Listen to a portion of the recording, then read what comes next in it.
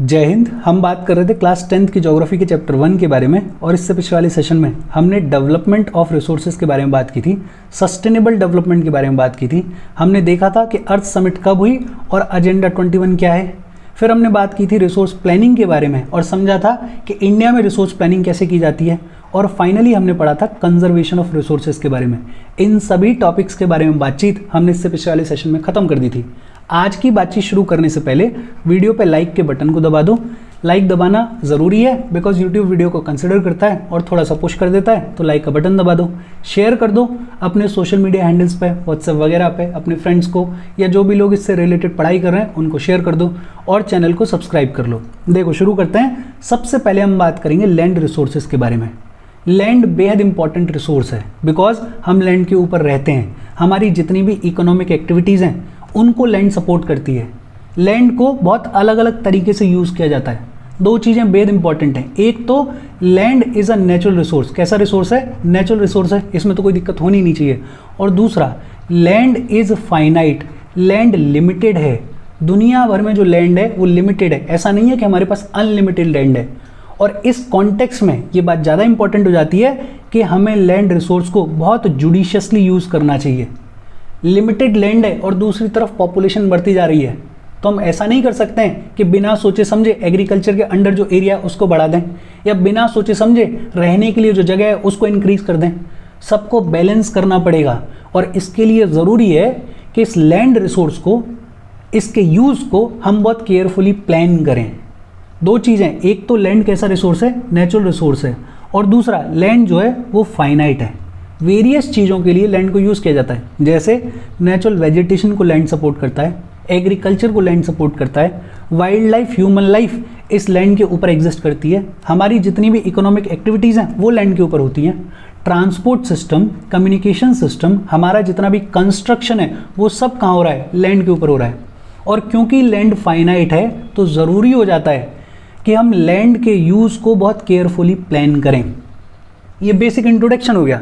अच्छा, इंडिया में जितना भी टोटल लैंड एरिया है उस टोटल लैंड एरिया में से 43% प्लेन्स हैं।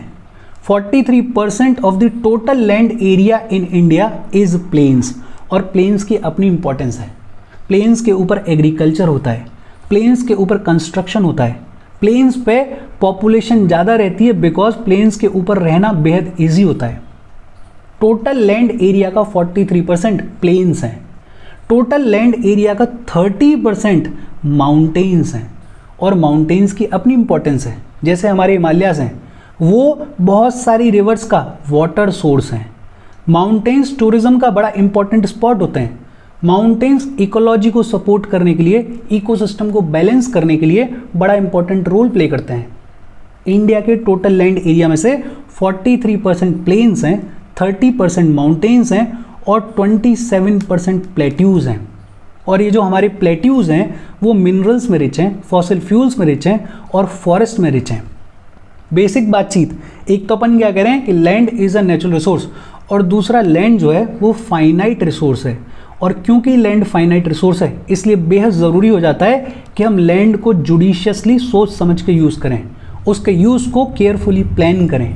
इंडिया में जितना भी टोटल लैंड एरिया है उसमें से 43% प्लेन्स हैं, 30% में माउंटेन्स हैं और 27% में प्लेट्यूज़ हैं। फिर आगे बात की गई है लैंड यूटिलाइजेशन के बारे में, कि दुनिया भर में ये जो लैंड है इसको किस पर्पस के लिए यूज़ किया जा रहा है। कई सारे पर्पसेस हैं। क्या पर्पसेस हैं? एक तो लैंड के ऊपर फॉरेस्ट हैं, मतलब कुछ लैंड एरिया ऐसा है जिसके ऊपर फॉरेस्ट हैं, और ये जो फॉरेस्ट हैं वो हमारे इकोलॉजी के लिए, वो हमारे इकोसिस्टम के लिए बेहद इंपॉर्टेंट हैं। तो एक लैंड का यूज़ क्या है कि कुछ लैंड के ऊपर फॉरेस्ट लगे हुए हैं। दूसरा, कुछ लैंड ऐसी है जो कि कल्टीवेशन के लिए अवेलेबल है ही नहीं, मतलब अगर ह्यूमन बींग्स चाहें तो भी इस लैंड के ऊपर कल्टीवेशन नहीं कर सकते हैं। और इसमें दो कैटेगरीज हैं। कौन कौन सी दो कैटेगरीज? एक तो है बैरिन या फिर वेस्ट लैंड, इसको हिंदी में बोल देते हैं बंजर ज़मीन। ऐसी ज़मीन जिसके ऊपर कल्टीवेशन हो ही नहीं सकता है क्योंकि यहाँ पे जो सॉइल है वो फर्टाइल नहीं है। तो बंजर ज़मीन है, उसके ऊपर अगर ह्यूमन बींग चाहे तो भी कल्टीवेशन नहीं कर सकता है। और दूसरा, land put to non agricultural use. बहुत सारी लैंड ऐसी भी तो है जिसके ऊपर रोड्स बन गई हैं, जिसके ऊपर घर बन गए हैं, जिसके ऊपर बिल्डिंग्स बन गई हैं, जिसके ऊपर फैक्ट्रीज बन गई हैं। अब इस लैंड के ऊपर कल्टीवेशन हो ही नहीं सकता है। तो एक तो लैंड को कैसे यूज किया जा रहा है कि कुछ लैंड के ऊपर फॉरेस्ट है, दूसरा कुछ ऐसी लैंड है जिसको कल्टीवेट नहीं किया जा सकता, जैसे बैरन एंड वेस्टलैंड, बंजर जमीन, या फिर land that is put to non agricultural use. तीसरा लैंड का यूज क्या है? अदर अनकल्टीवेटेड लैंड, ऐसी जमीन जिसके ऊपर इंसान अगर चाहे तो कल्टीवेशन कर सकता है, लेकिन कल्टीवेशन नहीं कर रहा है बिकॉज और भी चीजें इंपॉर्टेंट हैं। और वो और चीजें क्या हैं? 3 चीजों की बात की गई है। एक है permanent pastures and grazing land. दुनिया भर में एक लंबी चौड़ी कैटल की पॉपुलेशन है और इस कैटल की पॉपुलेशन को सपोर्ट करने के लिए ग्रेजिंग लैंड का होना, परमानेंट पास्चर्स का होना बेहद इंपॉर्टेंट है। अब ये जो परमानेंट पास्चर्स हैं, ह्यूमन बीइंग अगर चाहे तो इनको कल्टीवेट कर सकता है, लेकिन परमानेंट पास्चर्स की अपनी इंपॉर्टेंस है। तो ये जो अदर अनकल्टीवेटेड लैंड है, इसके अंदर परमानेंट पास्चर्स हैं, ग्रेजिंग लैंड है। इसके अलावा land under miscellaneous trees, crops and groves, जैसे बहुत सारे नीम के पेड़ लगे हुए हैं, बहुत सारे बबूल के पेड़ लगे हुए हैं, बहुत सारे XYZ के पेड़ लगे हुए हैं। ये जो ट्रीज हैं, इनकी भी एनवायरनमेंट में अपनी इंपॉर्टेंस है। तो ये जितने भी ट्रीज हैं, अगर ह्यूमन बीइंग चाहे तो इनको काट के यहाँ पे कल्टीवेशन कर सकता है, लेकिन अगर ट्रीज को काट दिया जाएगा तो हमारा इकोसिस्टम, हमारा एनवायरनमेंट डिस्टर्ब हो जाएगा, तो इनको भी नहीं काट सकते हैं। और तीसरा कल्चरेबल वेस्टलैंड, ऐसी जमीन जिस पे कल्टीवेशन किया जा सकता है but it has been left uncultivated for more than 5 agricultural years. ऐसी जमीन जिसको 5 साल से ज़्यादा से कल्टीवेट नहीं किया गया है, उसको बुलाया जाता है कल्चरेबल वेस्टलैंड। और ये इंपॉर्टेंट है, याद रखना, कल्चरेबल वेस्टलैंड कौन सी लैंड? जिसको 5 एग्रीकल्चरल ईयर से ज़्यादा हो गए हैं कल्टीवेट किए हुए, which has been left uncultivated for more than 5 agricultural years, उसको बुलाया जाता है कल्चरेबल वेस्टलैंड। देखो, लैंड यूटिलाइजेशन, पहला यूज़ क्या है कि कुछ ज़मीन के ऊपर फॉरेस्ट हैं, कुछ ज़मीन के ऊपर क्या है? फॉरेस्ट हैं, फॉरेस्ट की अपनी इंपॉर्टेंस है। फिर कुछ ज़मीन ऐसी है जिसको कल्टीवेट किया ही नहीं जा सकता, और इसमें 2 कैटेगरीज हैं, एक तो है बैरिन लैंड, बंजर ज़मीन, और दूसरा है ऐसी land which is put to non agricultural use. तीसरा इसमें कैटेगरी है अदर अनकल्टिवेटेड लैंड, कौन सी? अदर अनकल्टिवेटेड लैंड, और इसमें 3 कैटेगरीज हैं, एक तो परमानेंट पास्चर्स जिनकी अपनी इंपॉर्टेंस है, दूसरा लैंड अंडर मिसलेनियस ट्रीज या फिर क्रॉप्स या फिर ग्रुप्स, और तीसरा इसमें है बेहद इंपॉर्टेंट कल्चरेबल वेस्टलैंड। क्या बोलते हैं अपन? Culturable wasteland. और कल्चरेबल वेस्टलैंड क्या होती है? ऐसी लैंड जिसको 5 साल से ज़्यादा से कल्टीवेट नहीं किया गया है, उसको बुलाया जाता है कल्चरेबल वेस्टलैंड। फिर एक लैंड का चौथा यूज़ भी है, वो चौथा यूज़ क्या है? उसको बुलाते हैं अपन फैलो लैंड्स। अब फैलो लैंड्स में 2 कैटेगरीज हैं और ये बेहद इंपॉर्टेंट है दोनों ही कैटेगरीज। एक होती है करंट फैलो, ऐसी ज़मीन जिसको 1 या फिर 1 से कम एग्रीकल्चरल ईयर से कल्टीवेट नहीं किया गया है। करंट फैलो का मतलब होता है ऐसी एग्रीकल्चरल लैंड जिसको 1 या 1 से कम ईयर से कल्टीवेट नहीं किया गया है, उसको बोलते हैं अपन करंट फैलो। और दूसरी होती है other than current fallow land, ऐसी लैंड जिसको 1 से 5 साल के बीच में कल्टीवेट नहीं किया गया है। अब एक सवाल आपके दिमाग में आना चाहिए कि ये जो करंट फैलो है जिसको 1 साल या 1 से कम साल से कल्टीवेट नहीं किया गया है, इसके रीजंस क्या हैं? इसके बहुत सारे रीजंस हो सकते हैं। एक रीज़न इसका ये हो सकता है कि काफ़ी लंबे टाइम से ज़मीन के ऊपर कल्टीवेशन हो रहा था, एग्रीकल्चर हो रहा था, और अब उसकी प्रोडक्टिविटी कम होती जा रही है, तो 1 साल के लिए किसान ने उस ज़मीन को छोड़ दिया है ताकि वो जो लैंड है अपनी फर्टिलिटी को रीगेन कर ले, इस वजह से छोड़ा जा सकता है। या फिर ऐसा हो सकता है कि कोई बहुत छोटा किसान है और उसके पास में पैसे ही नहीं है सीड्स वगैरह लाने को, गड़बड़ हो गई कुछ, तो उस मजबूरी की वजह से इस साल वो अपनी लैंड को कल्टीवेट नहीं कर पाया। या फिर ऐसा भी हो सकता है कि कोई डिस्प्यूट हो गया और उस डिस्प्यूट के चलते 2 ग्रुप्स के बीच में लड़ाई हो गई, ज़मीन उस विवाद का कारण थी, तो उस ज़मीन पे कल्टीवेशन नहीं हुआ। तो करंट फैलो लैंड जो होती है उसको यूजुअली, या other than current fallow land भी, इन दोनों को यूजुअली क्यों छोड़ा जाता है? बिकॉज या तो इनकी जो क्वालिटी है वो नीचे चली गई होती है, वो पुअर हो गई होती है, तो 1 साल के लिए या 2 साल के लिए छोड़ दिया जाता है ताकि ये जो लैंड है वो अपनी फर्टिलिटी को रीगेन कर ले, या फिर अदर रीजंस जैसे मॉनेटरी प्रॉब्लम्स हैं या फिर कोई डिस्प्यूट है। और ये तीनों डेफिनेशंस इंपॉर्टेंट हैं, current fellow, other than current fellow और कल्चरेबल वेस्टलैंड। देखो मैं लिख देता हूँ, करंट फेलो का मतलब क्या होता है? करंट फेलो का मतलब होता है ऐसी एग्रीकल्चरल लैंड जिसको 1 या 1 से कम साल से कल्टीवेट नहीं किया गया है, उसको बोलते हैं करंट फेलो। दूसरी होती है अदर देन करंट फेलो, ऐसी एग्रीकल्चरल लैंड जिसको 1 से 5 साल के बीच में कल्टीवेट नहीं किया गया है, मतलब 1 साल से ज़्यादा हो गया है लेकिन 5 साल से कम हुए हैं। और तीसरी होती है कल्चरेबल वेस्ट लैंड, ऐसी लैंड जिसको कल्टीवेट किए हुए 5 साल से ज़्यादा हो गए हैं, मतलब 5 साल से ज़्यादा से उसको अनकल्टिवेटेड छोड़ा हुआ है, उसको बुला दिया जाता है कल्चरेबल वेस्टलैंड। और ये तीनों ही डेफिनेशंस इंपॉर्टेंट हैं। एक यूज़ क्या है लैंड का? फॉरेस्ट के तौर पे यूज़ कर रहे हैं। दूसरा लैंड का कैटेगरी क्या है? ऐसा लैंड जिसको कि कल्टीवेट किया ही नहीं जा सकता, और उसमें 2 हैं, एक तो बैरिन लैंड, बंजर जमीन, और दूसरा ऐसी लैंड जिसको नॉन एग्रीकल्चरल पर्पसेस के लिए यूज़ किया जा रहा है। तीसरा कैटेगरी है अदर अनकल्टिवेटेड लैंड, और इसमें 3 है, एक तो परमानेंट पास्चर्स के अंडर जो लैंड है, दूसरा ऐसी लैंड जो कि मिसलेनियस ट्रीज के अंडर में है, और तीसरा कल्चरेबल वेस्टलैंड। कल्चरेबल वेस्टलैंड क्या होती है? ऐसी लैंड जिसको 5 साल से ज़्यादा से कल्टीवेट नहीं किया गया है। चौथा यूज़ है फेलो लैंड, और फेलो लैंड में 2 कैटेगरीज हैं, एक है करंट फेलो, ऐसी लैंड जिसको 1 या 1 से कम एग्रीकल्चरल ईयर से कल्टीवेट नहीं किया गया है, और दूसरा अदर देन करंट फेलो, ऐसी लैंड जिसको 1 से 5 साल के बीच में कल्टीवेट नहीं किया गया है। और एक 5वां यूज़ और है लैंड का, वो है नेट सोन एरिया, वो जमीन जिसके ऊपर एग्रीकल्चर किया जा रहा है उसको अपन बोल देते हैं नेट सोन एरिया। अच्छा, 2 टर्म्स दे रखे हैं, एक है नेट सोन एरिया और दूसरा है ग्रॉस क्रॉप्ड एरिया। इन दोनों के बीच में डिफरेंस क्या है? देखो सिंपल सा है, मान लेते हैं कि ये कोई एरिया है, इस एरिया में ये 4 फील्ड्स हैं। एक एग्रीकल्चरल ईयर में इन चारों फील्ड्स को एक एक बार कल्टीवेट किया गया, मतलब एक एक बार इनसे फसल ली गई। तो अपन क्या बोलेंगे कि ये जो एरिया है यहाँ पे नेट सोन एरिया कितना है? 4 है, मान लेते हैं 4 बीघा है। लेकिन यही सेम एरिया, यही सेम 4 फील्ड्स, मान लेते हैं कि एक एग्रीकल्चरल ईयर में ये जो फील्ड है इसको साल में 1 बार कल्टीवेट किया गया, ये जो दूसरा फील्ड है इसको मान लेते हैं कि साल में 2 बार कल्टीवेट किया गया, 2 बार इससे फसल ले ली गई। मान लेते हैं कि ये जो तीसरा वाला एरिया है इसको भी 1 ही बार कल्टीवेट किया गया पूरे साल में, और ये जो चौथा वाला एरिया है इसमें से एक एग्रीकल्चरल ईयर में से 3 फसल ले ली गई। तो ग्रॉस क्रॉप्ड एरिया क्या होगा? ग्रॉस क्रॉप्ड एरिया का मतलब है net sown area plus the area sown more than once in a year.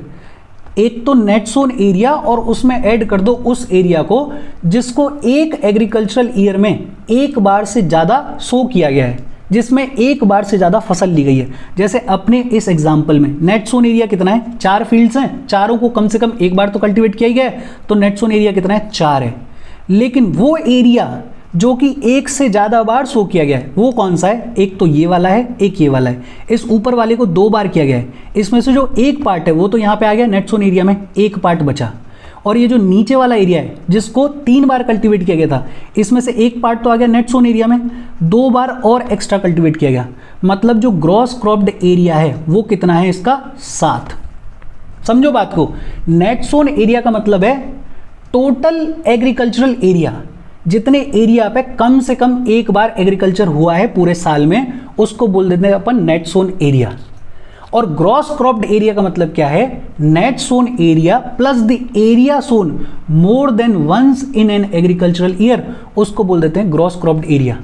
एक बार फिर से समझने की कोशिश कर लेते हैं, हालांकि मुझे लगता है आपको समझ में आ गया होगा। सेम वही एग्जांपल कि मान लेते हैं कि ये 4 फील्ड्स हैं, इन 4 फील्ड्स में से किसी एक साल में इस फील्ड के ऊपर कोई कल्टीवेशन नहीं किया गया। ये जो एरिया है इसको 1 बार कल्टीवेट किया गया, ये जो दूसरा एरिया है इसको 2 बार कल्टीवेट किया गया, मतलब इससे 2 बार फसल ले ली गई 1 साल में। और मान लेते हैं कि ये जो तीसरा वाला एरिया है इसको 1 साल में 3 बार कल्टीवेट किया गया। तो इस केस में नेट सोन एरिया कितना होगा? नेट सोन एरिया का मतलब क्या है कि कम से कम 1 बार कितने एरिया पे कल्टीवेशन किया गया है। तो कम से कम 1 बार कितने एरिया पे किया गया है? 3 बीघा पे किया गया है। और ग्रॉस क्रॉप्ड एरिया का मतलब क्या है? Net sown area plus the area sown more than once in a agricultural year. तो नेट सोन एरिया तो 3 है, और ऐसा एरिया जो एक से ज़्यादा बार कल्टीवेट किया गया है वो कितना है? इसको 2 बार किया गया है। एक तो आ गया है नेट सोन एरिया में, एक बचा हुआ है, और इसको 3 बार किया हुआ है। एक बार तो आ गया है नेट सोन एरिया में और बचा हुआ कितना है? 2। तो मतलब यहाँ पे ग्रॉस क्रॉप्ड एरिया कितना है? 6 है। होपफुली आपको समझ में आया होगा। मैं फिर से एक बार लैंड यूटिलाइजेशन को पूरा क्लियर करता हूँ। देखो लैंड यूटिलाइजेशन में क्या कहा गया है वो अपन एक बार फिर से देखते हैं। देखो कैसे यूज़ किया जा रहा है। एक तो कुछ ज़मीन को यूज़ किया जा रहा है एज फॉरेस्ट, कुछ ज़मीन के ऊपर तो जंगल हैं जो कि हमारे लिए ज़रूरी भी हैं। दूसरा यूज़ है या दूसरा कैटेगरी लैंड यूटिलाइजेशन का है ऐसी ज़मीन जिसको कल्टीवेट किया ही नहीं जा सकता, और इसमें 2 कैटेगरीज हैं। एक है बैरन लैंड, बंजर ज़मीन, जिस पे अगर इंसान कल्टीवेशन करना भी चाहे तो भी कल्टीवेशन नहीं हो सकता है, और दूसरा है ऐसी land which is put to non agricultural use.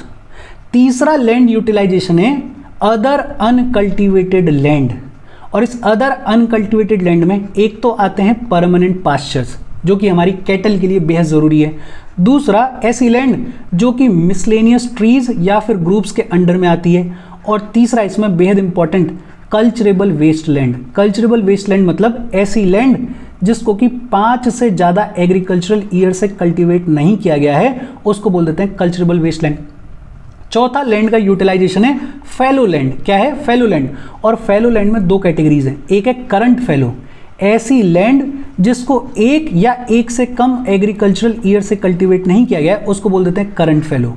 और दूसरी है other than current fallow land, ऐसी लैंड जिसको 1 से 5 साल के बीच में कल्टीवेट नहीं किया गया है, उसको बोल देते हैं other than current fallow land.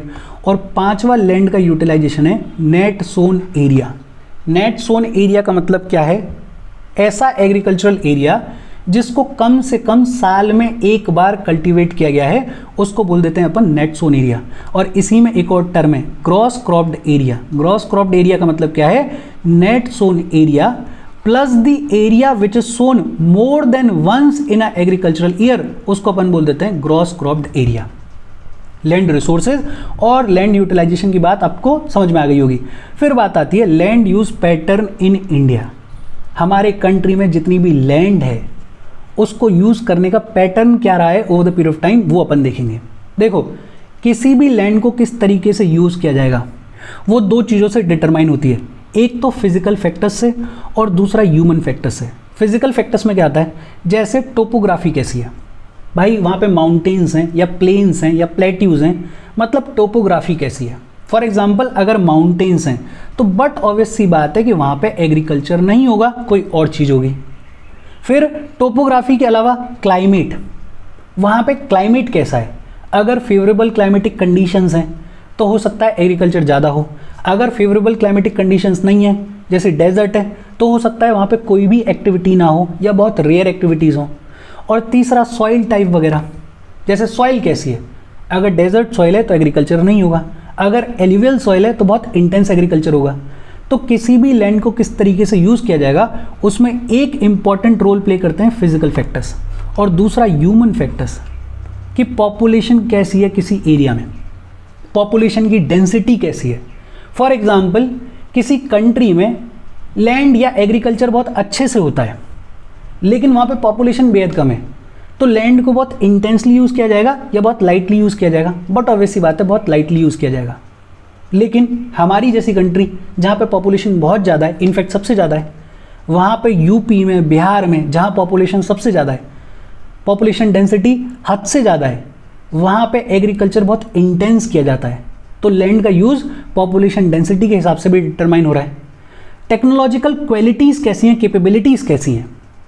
अगर कोई नेशन ऐसा है जिसके पास में टेक्नोलॉजी बहुत बेहतर है तो वो लैंड को उसके हिसाब से यूज़ करेगा। जिसके पास में टेक्नोलॉजी उतनी बेहतर नहीं है वो उस हिसाब से लैंड को यूज़ करेगा। इसको ऐसे इमेजिन कर लो कि आज की डेट में हमारे पास ट्रैक्टर्स हैं, हमारे पास मॉडर्न मशीनरी है, तो हम लैंड का कल्टीवेशन एक अलग तरीके से करते हैं, पुराने टाइम में अलग तरीके से करते थे। फिर वहाँ जो पॉपुलेशन रह रही है उसका कल्चर क्या है, उसका ट्रेडिशन क्या है। जैसे बहुत सारे ट्राइबल्स ऐसे होते हैं जो कि लैंड को पूछते हैं, लेकिन बहुत सारे लोग ऐसे भी होते हैं जिनको लैंड से कोई लेना देना ही नहीं है। तो लैंड का यूज़ कैसे किया जा रहा है उसको डिटरमाइन 2 फैक्टर्स करते हैं, एक तो फिजिकल फैक्टर्स और दूसरे ह्यूमन फैक्टर्स। इसमें कोई दिक्कत होनी नहीं चाहिए। अच्छा, हमारे कंट्री में टोटल ज्योग्राफिकल एरिया कितना है, ये कई बार अपन ने पढ़ा हुआ है, 3.28 मिलियन स्क्वायर किलोमीटर। कितना है? 3.28 मिलियन स्क्वायर किलोमीटर। लेकिन इस 3.28 मिलियन स्क्वायर किलोमीटर में से हमने सिर्फ 93% का जो लैंड यूज डाटा है उसको सर्वे किया है, उसको अपन ने अपडेट किया है। अब सवाल ये आता है कि हमारे टोटल लैंड एरिया में से सिर्फ 93% का ही अपने पास में लैंड यूज डाटा क्यों है, बाकी का क्यों नहीं है? बिकॉज ज़्यादातर जो नॉर्थ ईस्ट स्टेट्स हैं उनका लैंड यूज डेटा हमारे पास में नहीं है। आसाम को अगर छोड़ दिया जाए तो क्यों नहीं है? बिकॉज एक तो वहाँ पे टेरेन डिफिकल्ट है, दूसरा नॉर्थ ईस्ट स्टेट्स में ट्राइबल पॉपुलेशन बहुत ज़्यादा रहती है और ट्राइबल पॉपुलेशन के अपने कस्टम्स होते हैं, अपने तौर तरीके होते हैं, तो वहाँ पे सरकार बहुत ज़्यादा इंटरफेयर भी नहीं करती है। तो ये जो बच गया है 7% जिसका हमारे पास में लैंड यूज डेटा नहीं है, उसमें नॉर्थ ईस्ट के स्टेट्स आते हैं। और दूसरा, हमारे कंट्री का कुछ हिस्सा ऐसा है जिसको पाकिस्तान ने ऑक्यूपाई किया हुआ है, जिसको चाइना ने ऑक्यूपाई किया हुआ है। पाकिस्तान ने, चाइना ने इलीगली हमारे कंट्री के कुछ हिस्से को ऑक्यूपाई किया हुआ है। तो क्योंकि ये पाकिस्तान के कंट्रोल में है एरिया, चाइना के कंट्रोल में है एरिया, तो यहाँ का भी जो लैंड यूज डेटा है वो अभी हमारे पास नहीं है।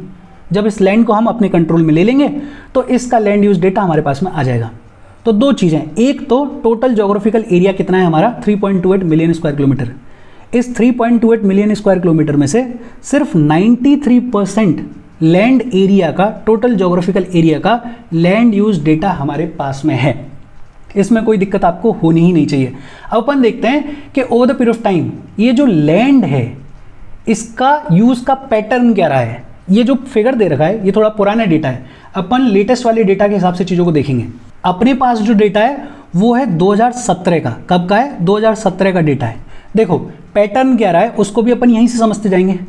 अगर 1960-61 की बात करें तो हमारे यहाँ पे जो फॉरेस्ट के अंडर लैंड थी वो थी लगभग 18.11%। कितनी थी? 18.11%। आज की डेट में 2017 के डेटा के हिसाब से हमारे कंट्री में जो फॉरेस्ट लैंड है वो है लगभग 23.3%। मतलब 1960-61 के कंपैरिजन में देखें तो हमारे कंट्री में जो फॉरेस्ट एरिया है वो इंक्रीज हुआ है, वो बढ़ा है, जो कि अच्छी बात है। लेकिन इसमें एक प्रॉब्लम है। प्रॉब्लम क्या है कि हमारी कंट्री की एक नेशनल फॉरेस्ट पॉलिसी है जिसको लाया गया था 1952 में। कब लाया गया था? 1952 में। और ये नेशनल फॉरेस्ट पॉलिसी ये कहती है कि अगर हमें सस्टेनेबल डेवलपमेंट करना है, अगर हमें बैलेंस्ड डेवलपमेंट करना है, तो हमें कम से कम 33% एरिया पे फॉरेस्ट को उगाना पड़ेगा। अब अपन दो चीज़ें देख सकते हैं। एक तो ये कि पुराने टाइम के कंपैरिजन में हमारे कंट्री में जो फॉरेस्ट एरिया है वो इंक्रीज हो रहा है, वो बहुत अच्छी बात है। लेकिन डिजायर्ड फॉरेस्ट एरिया कितना होना चाहिए? 33%। अभी कितना है? लगभग 23%। मतलब अभी हमें बहुत एरिया इंक्रीज करना पड़ेगा अंडर फॉरेस्ट। इसमें बहुत सारा काम करने की ज़रूरत है अपने को। फिर अगर दूसरा देखोगे तो ये देखो परमानेंट पास्चर्स। परमानेंट पास्चर्स के अंडर जो लैंड हुआ करती थी 1960-61 में वो होती थी 4.71%। कितनी होती थी? 4.71%। लेकिन आज की डेट में वो जो लैंड है वो सिर्फ रह गई है 3.3%। मतलब परमानेंट पास्चर्स के अंडर में जो लैंड हुआ करती थी वो डिक्रीज हो रही है, वो घट रही है। और ये कोई बहुत अच्छी बात नहीं है। हमारे कंट्री में लगभग वर्ल्ड की 17% कैटल पॉपुलेशन है और ये जो कैटल है इसको फीड करने के लिए, इसका ध्यान रखने के लिए, ये सही तरीके से सर्वाइव करे वो ध्यान रखने के लिए हमें ये जो परमानेंट पास्चर्स के अंडर लैंड है इसको इंक्रीज करने की ज़रूरत है, इसको बढ़ाने की ज़रूरत है। और ये उल्टा हो रहा है कि परमानेंट पास्चर्स के अंडर जो लैंड है वो घट रही है हमारे यहाँ पे। और इसीलिए शहरों में आप समस्या देखते होगे कि ये जितनी भी कैटल है वो रोड पे घूमती रहती है, उस बेचारी कैटल को खाने को नहीं मिलता है, पॉलीथिन्स खाती रहती है। तो ये जो परमानेंट पास्चर्स के अंडर लैंड कम हो रही है वो कोई बहुत अच्छी बात नहीं है। एक चीज़ और है, हमारे कंट्री में जितनी भी करंट फैलो लैंड है, करंट फैलो लैंड का मतलब ऐसी लैंड जो कि एक या एक से कम एग्रीकल्चरल ईयर से कल्टीवेट नहीं की गई है, वो पुअर क्वालिटी की है। अभी जब अपन पढ़ रहे थे तो अपन ने बात की थी। और पुअर क्वालिटी की जो करंट फैलो लैंड है वो कोई अच्छी चीज़ है या खराब चीज़ है? खराब चीज़ है। Over the period of time ये देखने को मिल रहा है कि इसकी वजह से हमारे जो फार्मर्स हैं वो बहुत नेगेटिवली इम्पैक्ट हो रहे हैं। और तीसरी बड़ी इंपॉर्टेंट चीज़ कि हमारे कंट्री में जो नेट सोन एरिया है, ऐसा एरिया जिसको कम से कम साल में एक बार शो किया जाता है, नेट सोन एरिया, वो नेट सोन एरिया का जो पैटर्न है वो बहुत ग्रेटली वेरी करता है। जैसे बिहार, यूपी जैसे स्टेट्स में अगर आओगे तो वहाँ पे बहुत इंटेंस एग्रीकल्चर किया जा रहा है, लेकिन अगर नॉर्थ ईस्ट स्टेट्स में चले जाओगे तो वहाँ पे एग्रीकल्चर के नाम पे थोड़ी बहुत ज़मीन है, बाकी ज़मीन के ऊपर एग्रीकल्चर नहीं हो रहा है। ये भी कोई बहुत अच्छी बात नहीं है, ये कोई बैलेंस डेवलपमेंट नहीं है कि आपने एक एरिया के ऊपर एक्सेसिव प्रेशर डाला हुआ है और दूसरे एरिया को बिल्कुल छोड़ा हुआ है, वहाँ पे आप कुछ कर ही नहीं रहे हो। और यही सारी चीज़ें लिखी हुई हैं। देखो, the land under permanent pastures has also decreased over the period of time. हमारे कंट्री में जो परमानेंट पास्चर्स के अंडर लैंड थी वो डिक्रीज हो गई है, पहली चीज़। और इसकी प्रॉब्लम क्या है? प्रॉब्लम ये है कि हमारी जो कैटल पॉपुलेशन है उसको फीड करना, उसका ध्यान रखना हमारे लिए डिफ़िकल्ट हो जाएगा, बिकॉज ये जो कैटल है वो परमानेंट पास्चर्स के ऊपर डिपेंड करती है। दूसरा, हमारे यहाँ पे जो करंट फैलो लैंड है वो या तो पुअर क्वालिटी की है या उस पर कल्टिवेशन की जो कॉस्ट है वो बेहद हाई है। दोनों ही बात अपन ने कर ली। और ये जो करंट फैलो लैंड है इसका पुअर क्वालिटी का होना कोई अच्छी बात नहीं है, ख़राब चीज़ है। इनफैक्ट इसकी वजह से हमारे जो फार्मर्स हैं उनको नुकसान होता है। तीसरी चीज़ क्या है कि हमारे कंट्री में जो नेट सोन एरिया का पैटर्न है वो बहुत ग्रेटली वेरी करता है। जैसे पंजाब में, हरियाणा में बहुत इंटेंस कल्टीवेशन किया जा रहा है। मतलब पंजाब हरियाणा में टोटल लैंड एरिया में से 80% लैंड के ऊपर एग्रीकल्चर होता है। और वहीं दूसरी तरफ अरुणाचल प्रदेश है, मिजोरम है, मणिपुर है, अंडमान निकोबार आइलैंड्स है, वहाँ पर टोटल लैंड एरिया में से सिर्फ 10% के ऊपर एग्रीकल्चर होता है। और ये कोई बहुत अच्छी बात नहीं है, ये कोई बहुत बैलेंस डेवलपमेंट नहीं है। और तीसरा, नो डाउट हमारा जो फॉरेस्ट एरिया है हमारे कंट्री में वो इंक्रीज हो रहा है, लेकिन नेशनल फॉरेस्ट पॉलिसी ऑफ 1952 के तहत डिज़ायर्ड फॉरेस्ट एरिया कितना होना चाहिए? 33% होना चाहिए। और इस 33% के कंपैरिजन में हमारे कंट्री में फ़िलहाल सिर्फ 23.3% है, जो कि बेहद कम है। मतलब हमें बहुत सिग्निफिकेंटली अपने फॉरेस्ट एरिया को इंक्रीज करने की ज़रूरत है। अगर बाई चांस कोई पूछ ले कि हमारे कंट्री में लैंड यूज़ का पैटर्न क्या है, तो 2-3 चीज़ें याद रखो। हालांकि और भी चीज़ें आप इस डायग्राम में से देख सकते हो, इसमें कोई दिक्कत वाली बात है नहीं। मतलब इस डायग्राम को स्टडी करो। जैसे नेट सोन एरिया की बात की गई है तो पहले 45.26% एरिया पे नेट सोन एरिया हुआ करता था। आज की डेट में अगर देखोगे तो ये हो गया लगभग 45.5% के आसपास। मतलब थोड़ा सा इंक्रीज़ हुआ है, बहुत ज़्यादा इंक्रीज़ नहीं हुआ है। और भी चीज़ें देख सकते हो, लेकिन जो किताब में 4 मोटी चीज़ें दे रखी हैं उनको तो याद रखो। एक तो क्या दे रखा है कि हमारे यहाँ पे जो परमानेंट पास्चर्स हैं उनके अंडर जितनी लैंड थी वो डिक्रीज़ हुई है, और ये हमारी कैटल पॉपुलेशन के लिए बहुत खतरनाक बात है। दूसरा, हमारा जो फॉरेस्ट एरिया है वो इंक्रीज़ हुआ है, लेकिन हमारी नेशनल फॉरेस्ट पॉलिसी ऑफ 1952 ये कहती है कि कम से कम हमारे कंट्री में 33% लैंड जो है उसके ऊपर फॉरेस्ट होना चाहिए। और आज की डेट में है कितना? 23.3%। मतलब हमें जो फॉरेस्ट एरिया है अपनी कंट्री का उसको सिग्निफिकेंटली इंक्रीज करने की ज़रूरत है। फिर इसके अलावा हमारी जो करंट फैलो लैंड है वो पुअर क्वालिटी की है, और पुअर क्वालिटी की लैंड कोई बहुत अच्छी बात नहीं होती है। ये हमारे फार्मिंग कम्युनिटी के लिए नुकसान वाली बात है। और फाइनली, नेट सोन एरिया जो है वो ग्रेटली वेरी करता है ओवर द स्टेट्स। जैसे पंजाब में, हरियाणा में टोटल लैंड एरिया में से ऑलमोस्ट 80% या उससे ज़्यादा लैंड एरिया पे एग्रीकल्चर हो रहा है, लेकिन वहीं नॉर्थ ईस्ट में जाके देखोगे तो वहाँ टोटल लैंड एरिया में से सिर्फ 10% के ऊपर एग्रीकल्चर हो रहा है। और ये कोई बहुत अच्छी बात नहीं है, इसको बैलेंस डेवलपमेंट नहीं कहते हैं। और किसी भी कंट्री में बैलेंस्ड डेवलपमेंट होना चाहिए, उससे equitable distribution of resources ensure किया जाता है, उससे पीस इंश्योर किया जाता है। तो हमें बहुत सारा काम करने की ज़रूरत है। अच्छा, इसी में आगे बातचीत की गई है लैंड डिग्रेडेशन के बारे में, या उससे पहले अपन देख लेते हैं कि नेशनल फॉरेस्ट पॉलिसी 1952 क्या कहती है कि हमारे कंट्री में कम से कम 33% एरिया के ऊपर फॉरेस्ट होना चाहिए। It is considered essential for maintenance of ecological balance. Ecological balance को बनाए रखने के लिए इतना % एरिया के ऊपर फॉरेस्ट होना चाहिए, ज़रूरी है। फॉरेस्ट के ऊपर बहुत सारे लोगों की लाइफ डिपेंड करती है, उनका लाइवलीहुड डिपेंड करता है। और बहुत सारी लैंड हमारी ऐसी है जो कि वेस्ट लैंड है, जो कि बंजर ज़मीन है, जिसके ऊपर एग्रीकल्चर हो ही नहीं सकता है। वेस्ट लैंड में रॉकी लैंड्स आती हैं, एरिड या फिर डेजर्ट एरियाज आते हैं। फिर बहुत सारी लैंड ऐसी भी है जो कि नॉन एग्रीकल्चरल यूज़ के लिए रखी हुई है, जैसे उसके ऊपर घर बन गए, रोड बन गए, रेलवे बन गए। तो हमारे पास लिमिटेड लैंड है, पॉपुलेशन बढ़ती जा रही है, अब हमें बहुत सीरियसली ये सोचने की ज़रूरत है कि ये जो लैंड यूज़ है इसको केयरफुली प्लान कैसे किया जाए ताकि आगे जाके हमें समस्याएं ना हो। फिर आगे बात की गई है लैंड डिग्रेडेशन के बारे में और उसके कंजर्वेशन मेजर्स के बारे में। सबसे पहला सवाल, लैंड डिग्रेडेशन क्या होता है, और बहुत खूबसूरती से यहाँ पे डिफाइन किया हुआ है। Continuous use of land over a long period of time without taking appropriate measures to conserve and manage it has resulted in land degradation. बड़ा सिंपल कि कोई लैंड एरिया है, उसको आप कंटिन्यूसली, उसको आप लगातार यूज़ करते जा रहे हो बिना उसको कंजर्व करने के मेजर्स लिए हुए, बिना उसको मैनेज करने के मेजर्स लिए हुए, तो over the period of time वो लैंड की जो क्वालिटी है वो ख़राब हो जाती है और वो लैंड जो है वो डिग्रेड हो जाती है। और ये एग्रीकल्चर में भी ट्रू है। फॉर एग्जाम्पल, ये जो ज़मीन है इसके ऊपर आप 10 साल, 15 साल, 20 साल से एग्रीकल्चर करते जा रहे हो, लेकिन इस ज़मीन को कोई इनपुट नहीं दे रहे हो, इसको कंजर्व करने के लिए, इसको मैनेज करने के लिए, इसको बचाने के लिए कोई स्टेप्स नहीं ले रहे हो, तो over the period of time ये जो लैंड है इसकी क्वालिटी अच्छी होगी या ख़राब होगी? बट ऑब्वियस सी बात है, लैंड डिग्रेड होगी। या फिर शहरों में तो आम तौर पे आप देख रहे हो कि ज़मीन के ऊपर बड़े बड़े कचरे के ढेर लगे हुए हैं। अब over the period of time कचरा इकट्ठा होता जाएगा। इस ज़मीन को बचाने के लिए हम कुछ भी नहीं करेंगे तो जो ज़मीन है वो धीरे धीरे डिग्रेड हो जाएगी। तो बहुत सिंपल डेफिनेशन क्या है, continuous use of land over a long period of time without taking appropriate measures to conserve and manage it is called land degradation. ये जो लैंड डिग्रेडेशन है ये अपने आप में बहुत प्रॉब्लमेटिक चीज़ है, और अब तक आपको ये समझ में आ गया होगा कि हमारे पास में फाइनाइट लैंड है, इस लैंड को बचाने के लिए हमें अप्रोप्रिएट मेजर्स लेने की ज़रूरत है।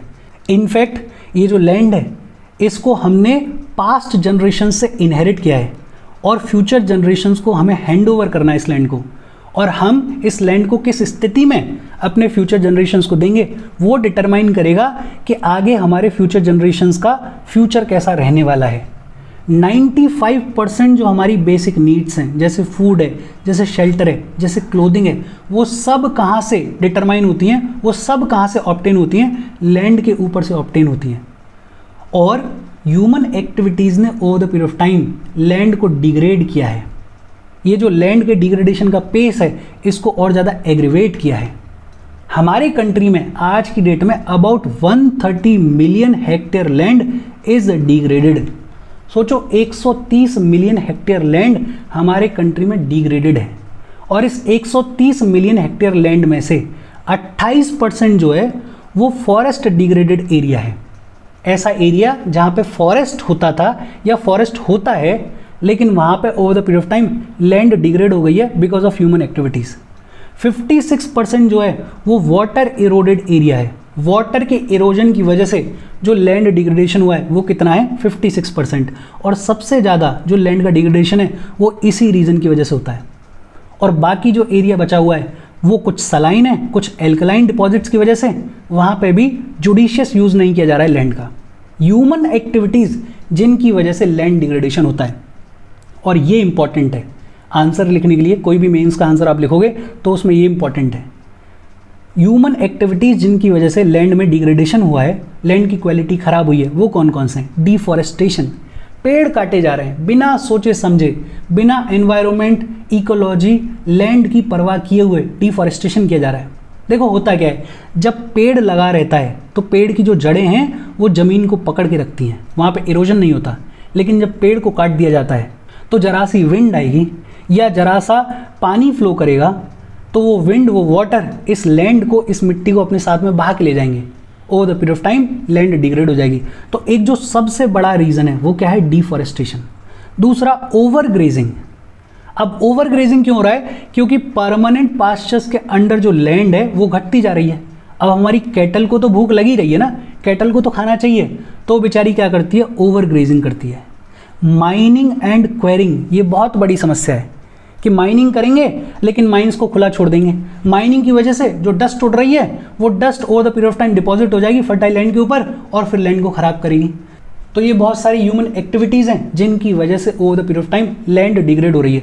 इसको थोड़ा ढंग से अपन अगर देखें तो देखो, माइनिंग की अगर बात करें तो माइनिंग में प्रॉब्लम क्या है कि आप नीचे से ज़मीन से मिनरल्स को निकालते हैं और फिर उस माइनिंग साइट को ऐसे ही छोड़ दोगे, उसको कवर भी नहीं करोगे, उसको ट्रीट करने के लिए कोई स्टेप्स भी नहीं लोगे, वहाँ पे कोशिश भी नहीं करोगे कि यार दोबारा से कोई प्लांटेशन कर दी जाए ताकि वो जो ज़मीन है वो बनी रहे वहीं की वहीं। माइनिंग साइट्स को ज्यों का त्यों छोड़ दिया जाता है और उसकी वजह से over the period of time वहाँ जो लैंड है वो डिग्रेड हो जाती है। और ये जो माइनिंग की वजह से डिग्रेडेशन है वो देखने को मिलता है झारखंड में, वो देखने को मिलता है छत्तीसगढ़ में, वो देखने को मिलता है मध्य प्रदेश में, वो देखने को मिलता है उड़ीसा में। ये जितने भी ऐसे एरियाज़ हैं जहाँ पे मिनरल्स खूब सारे मिलते हैं, जहाँ पे रिसोर्सेज खूब सारे मिलते हैं, अंडरग्राउंड रिसोर्सेज, वहाँ पे माइनिंग का प्रॉब्लम होता है। झारखंड, छत्तीसगढ़, मध्य प्रदेश, उड़ीसा। फिर गुजरात में आ जाओगे, राजस्थान में आ जाओगे, मध्य प्रदेश में आ जाओगे, महाराष्ट्र में आ जाओगे तो वहाँ पे ओवर ग्रेजिंग का प्रॉब्लम देखने को मिलेगा। राजस्थान में उतना वेजिटेशन नहीं है तो यहाँ ओवर ग्रेजिंग का प्रॉब्लम है। गुजरात में भी सेमी एरिड रीजन है तो वहाँ ओवर ग्रेजिंग का प्रॉब्लम है। मध्य प्रदेश में कैटल पॉपुलेशन ज़्यादा है तो वहाँ पे ओवर ग्रेजिंग देखने को मिलती है। महाराष्ट्र में भी रिलेटिवली कैटल पॉपुलेशन ज़्यादा है तो वहाँ भी ओवर ग्रेजिंग देखने को मिलती है। माइनिंग का प्रॉब्लम कहाँ पर है? झारखंड में है, छत्तीसगढ़ में है, मध्य प्रदेश में है, उड़ीसा में है। ओवर ग्रेजिंग का प्रॉब्लम कहाँ पर है? राजस्थान में है, गुजरात में है, एमपी में है और महाराष्ट्र में है। और पंजाब, हरियाणा और वेस्टर्न उत्तर प्रदेश में ओवर इरिगेशन का प्रॉब्लम है और ये सबसे इम्पोर्टेंट और सबसे यूनिक प्रॉब्लम है। पंजाब में, हरियाणा में, वेस्टर्न यूपी में फार्मिंग होती है, एग्रीकल्चर होता है और हमारे जो फार्मर्स हैं वो उतने पढ़े लिखे नहीं हैं। हमारे यहाँ पे जब फार्मिंग की जाती है तो हमारे यहाँ पे फॉलो किया जाता है फ्लड इरिगेशन को, कि बिना सोचे समझे ट्यूबवेल का पानी जो है वो खेत में छोड़ दिया जाता है बिना ये जाने कि उस खेत में कितने पानी की ज़रूरत है। पानी बहता रहता है और उसकी वजह से, पानी की वजह से वो खेत बढ़ जाता है, फ्लड की तरीके से बढ़ जाता है। और किसी भी खेत में एक लिमिट से ज़्यादा अगर पानी भर जाए तो फिर वो जो मिट्टी है वो पानी को वापस पुश करना शुरू कर देती है और जब वो पानी वापस आता है तो अपने साथ में ज़मीन के अंदर से सॉल्ट लेकर आता है। सॉल्ट लेकर आता है, over the period of time क्या होगा कि ये जो सॉल्टी वाटर है ये ज़मीन के ऊपर आ जाएगा, धीरे धीरे पानी तो इवेपोरेट हो जाएगा, ज़मीन के ऊपर जम जाएगा खूब सारा सॉल्ट। तो ओवर इरिगेशन की वजह से भी पंजाब, हरियाणा और वेस्टर्न यूपी में लैंड डिग्रेड हो रही है। कल तक जो फर्टाइल लैंड थी अब वो सॉल्टी लैंड हो जाती है और सॉल्टी लैंड हो जाएगी तो उसकी फर्टिलिटी कम होती जाएगी, सैलिनिटी बढ़ जाएगी और इसकी वजह से जो ओवरऑल क्वालिटी है वो लैंड की डिग्रेड हो जाएगी, वो लैंड की ख़त्म हो जाएगी। मिनरल प्रोसेसिंग देखने को मिलती है, जहाँ पे भी सीमेंट इंडस्ट्रीज़ हैं वहाँ पे लाइमस्टोन की ग्राइंडिंग होती है। अब आपने देखा होगा कि आपके घर पे कभी लाइमस्टोन का काम हो, पत्थर की घिसाई हो तो बहुत सारी रेत उड़ती है। सोचो आपका छोटा सा घर, उसमें जब लाइमस्टोन की घिसाई होती है तो इतनी डस्ट उड़ती है।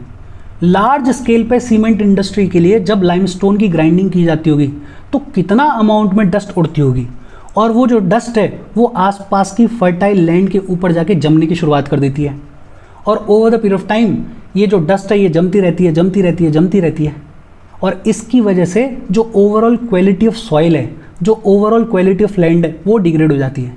भाई डस्ट जम गई तो जो वाटर का इनफिल्ट्रेशन है, कल तक जो पानी ज़मीन के अंदर आसानी से चला जाता था अब वो नहीं जा पा रहा है बिकॉज ऊपर डस्ट की लेयर जमी हुई है और ये जो डस्ट है ये over the period of time land की क्वालिटी को डिग्रेड करती है। देखो एक बार फिर से देख लेते हैं, अपन ने बात क्या की, अपन ने बात ये की कि over the period of time human activities की वजह से लैंड डिग्रेड हो रही है। ह्यूमन एक्टिविटीज़ में अगर बात करें तो माइनिंग एक बहुत बड़ा प्रॉब्लम है और माइनिंग जनरली कहाँ देखने को मिलता है? झारखंड में देखने को मिलता है। माइनिंग कहाँ देखने को मिलता है? छत्तीसगढ़ में देखने को मिलता है, उड़ीसा में देखने को मिलता है, एमपी में देखने को मिलता है। माइनिंग की वजह से प्रॉब्लम है।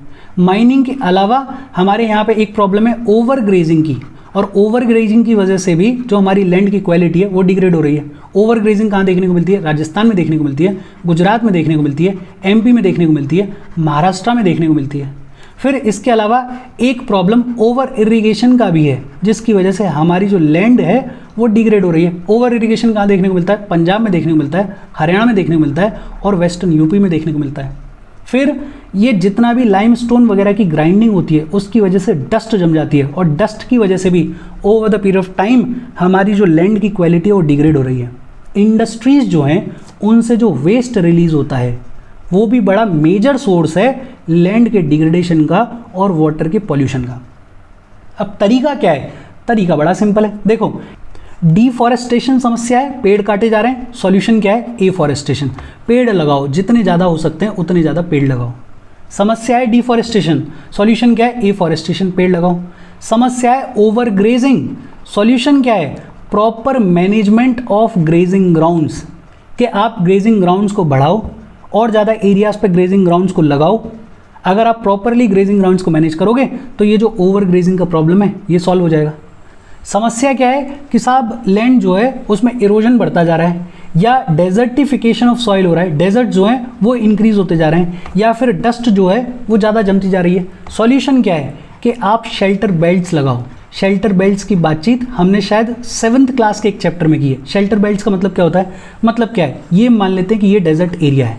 अब डेजर्ट एरिया में प्रॉब्लम क्या है कि जब हवा चलती है तो जो डेजर्ट की मिट्टी होती है वो उड़ के जाती है और फर्टाइल लैंड के ऊपर जमने की शुरुआत कर देती है, और ये कई सालों तक चलता है। तो ये जो फर्टाइल लैंड है ये भी धीरे धीरे डेजर्ट वाली लैंड में कन्वर्ट होने की शुरुआत हो जाती है। सॉल्यूशन क्या है कि इस डेजर्ट एरिया के इर्द गिर्द आप पेड़ लगा दो। पेड़ लगा दोगे तो एक तो जो विंड की स्पीड है वो भी कम हो जाएगी, और दूसरा जो मिट्टी उड़ के जा रही है उसमें भी ये जो पेड़ हैं वो ऑब्स्ट्रक्शन का काम करेंगे। तो डेजर्टिफिकेशन हो रहा है या इरोजन हो रहा है, तो सॉल्यूशन क्या है, शेल्टर बेल्ट्स लगा दो। सॉल्यूशन क्या है, जितने भी रेत के टीले हैं उनको स्टेबलाइज करने के लिए उनके ऊपर आप छोटे छोटे कैक्टस के पेड़ लगा दो। पेड़ लगा दोगे तो उनकी जो रूट्स हैं वो उस मिट्टी को पकड़ लेंगी, मिट्टी को पकड़ लेंगी तो फिर इतना ज़्यादा जो मिट्टी है वो उड़ के नहीं जाएगी। इसके अलावा प्रॉब्लम क्या है, माइनिंग प्रॉब्लम है। माइनिंग प्रॉब्लम है, सॉल्यूशन क्या है, proper management of mining sites. Mining sites को प्रॉपरली मैनेज करो। जब आपकी माइनिंग कंप्लीट हो जाए तो उसके ऊपर पानी वानी डालो, उसको ढको, कोशिश करो कि वहाँ पर छोटे मोटे प्लांट्स लगा दिए जाएँ ताकि वो जो माइनिंग साइट्स हैं वहाँ से डस्ट या वहाँ की जो लैंड है वो धीरे धीरे डिग्रेड ना हो। प्रॉब्लम क्या है, इंडस्ट्री का वेस्ट है, इंडस्ट्रियल एफिलुएंट्स हैं। सॉल्यूशन क्या है कि इंडस्ट्रियल एफिलुएंट्स को बाहर रिलीज करने से पहले ट्रीट करो प्रॉपरली, उनको ट्रीट करो और उसके बाद में इनको रिलीज करो। अपन एक बार फिर से देख लेते हैं, ये थोड़ा कॉम्प्लिकेटेड सा हो गया, मेरे को बोलने में ही लग रहा है। देखो प्रॉब्लम्स क्या है, प्रॉब्लम है डिफॉरेस्टेशन, सॉल्यूशन क्या है, एफॉरेस्टेशन। प्रॉब्लम है ओवर ग्रेजिंग, सॉल्यूशन क्या है, proper management of grazing grounds. Problem क्या है, माइनिंग, सॉल्यूशन क्या है, proper management of mining site. Problem क्या है, इंडस्ट्रियल वेस्ट या इंडस्ट्रियल एफिलुएंट्स, सॉल्यूशन क्या है, treatment before the release of industrial waste या फिर इंडस्ट्रियल एफिलुएंट्स। प्रॉब्लम क्या है, ओवर इरिगेशन, सॉल्यूशन क्या है कि आप अपने फार्मर्स को एजुकेट करो, फार्मर्स को बताओ कि भाई साहब इतना इरिगेशन की ज़रूरत नहीं है। प्रॉब्लम क्या है कि लैंड जो है वो इरोड हो रही है, इरोजन बढ़ता जा रहा है, या लैंड का डेजर्टिफिकेशन बढ़ता जा रहा है। सॉल्यूशन क्या है, आप शेल्टर बेल्ट्स लगाओ, आप ज़्यादा से ज़्यादा पेड़ लगाओ। जो रेत के टीले हैं उनके ऊपर आप कैक्टस वगैरह के पेड़ लगा दो ताकि जो मिट्टी है वो वहीं की वहीं पकड़ी रहे, वहीं की वहीं रुकी रहे। बेसिक बातचीत अपन ने की, लैंड रिसोर्सेज क्या होता है उसके बारे में बात करी, लैंड यूज़ का पैटर्न क्या है उसके बारे में बात करी, इंडिया में लैंड यूटिलाइजेशन किस तरीके से किया जा रहा है उसके बारे में पढ़ा, और फिर हमने देखा लैंड डिग्रेडेशन क्या होता है और कंजर्वेशन के मेजर्स क्या हैं। प्रॉब्लम्स ये सारी हैं और सॉल्यूशंस इधर साइड में लिखे हुए हैं। कॉपी लो, पेन लो और ऐसे ही इन प्रॉब्लम्स को लिखो एक साइड में सॉल्यूशंस को लिखो, 2-4 बार उसको देखो, चीज़ें याद हो जाएंगी। आगे बात की गई है सॉइल एज अ रिसोर्स के बारे में, इसके बारे में बातचीत हम अगले सेशन में करेंगे। मेरे घर के पास में कुछ कंस्ट्रक्शन चल रहा है तो वहाँ पे कोई मशीन चालू हो गई है, डिस्टर्बेंस ज़्यादा आएगा, तो अपन यहीं सेशन ख़त्म कर रहे हैं। कोई डाउट हो तो कमेंट करके बता देना। Thank you very much.